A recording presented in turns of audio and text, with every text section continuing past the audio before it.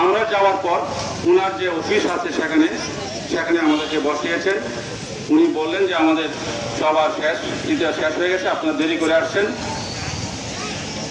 ঠিক আছে আসছেন, আপনাদেরকে আমরা কিছু আপ্যায়নের ব্যবস্থা করেছেন।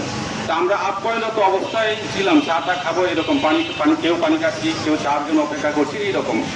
এই অবস্থায় 10-15টি মোটরসাইকেল হবে সম্ভবত, তারা একযোগে আসছে। আসার পরে এসেই তারা মঞ্চের যে চেয়ার টেবিল ছিল অর্থাৎ প্যান্ডেল ভেঙে নিয়ে যাচ্ছিল তারা, যারা ডেকোরেটরের লোকজন। ওই অবস্থায় তারা সেখানে গিয়ে চেয়ার ভাঙলো, মঞ্চ ভাঙলো, ব্যানার ছিঁড়ে ফেললো, আরও নানান কিছু তারা করলো। এক পর্যায়ে গিয়ে আমাদের যে রুমে বসা ছিলাম সেই রুমের ভিতরে গিয়ে আমাদের যে বসার যে টেবিলটা উঠিয়ে ফেললো এবং সেখানেও ভাঙচুর করলো।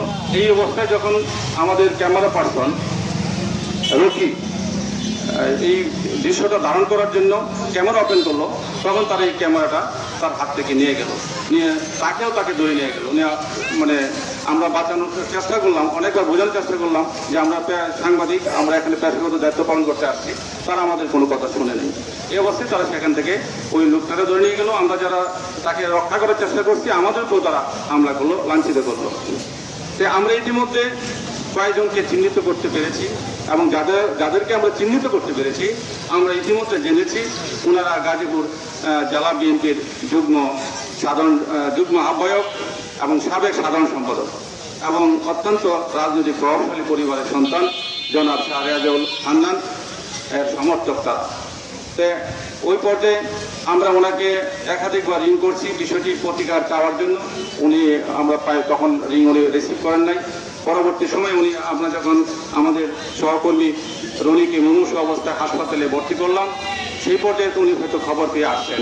উনি এসে দেখে গেছেন এবং আমাদেরকে আশ্বস্ত করেছেন যে যারা এই ঘটনার সাথে জড়িত তাদেরকে প্রত্যেকেরই আইনের আওতায় আনবেন এবং তাদের ভিতরে যদি কেউ দলের থাকে তাদের বিরুদ্ধে সাংগঠনিক ব্যবস্থা নেবেন। আমরা বিশ্বাস করতে চাই, আমি ব্যক্তিগতভাবে বিশ্বাস করতে চাই শাহরিয়াজুল হান্নান একজন পরিচ্ছন্ন রাজনীতিবিদ এবং তার পিতা ব্রিগেডিয়ার আসম হান্নান শাহ এবং সাবেক পাটমন্ত্রী এবং বিএনপি স্থায়ী কমিটির সদস্য, গাজীপুরের কৃতি সন্তান শুধু, এবং উনি তার পরিচয় দেশের মহলে উনি শিক্ষিত একজন নেতা, রাজনৈতিক নেতা। ওনার হয়ে আশ্বস্ত করেছেন, আপনারা হতে চাই যে তাদেরকে চিহ্নিত করে অবিলম্বে আইনের হাতে তুলে দেবেন এবং তাদেরকে যদি কোনো সাংগঠনিক পদ থেকে থাকে দলের স্বার্থে, আপনারা জানছেন ইতিমধ্যে, আপনারা নিজেরাও জেনেছেন ইতিমধ্যে তারেক রহমান সাহেব নির্দেশ দিয়েছেন, হাইকমান্ড নির্দেশ দিয়েছেন যে যারা এই সমস্ত উচ্ছৃঙ্খলার সাথে জড়িত থাকবে, যারা কোনো চাঁদাবাজি বা দখলবাজির সাথে জড়িত থাকবে তাদেরকে দলে স্থায়ী দেওয়া হবে না, তাদের আশ্রয় দেওয়া হবে না। এবং আমরাও দেখেছি ইতিমধ্যে আপনারা গাজীপুরে অনেকেরই দল থেকে বহিষ্কার করেছেন।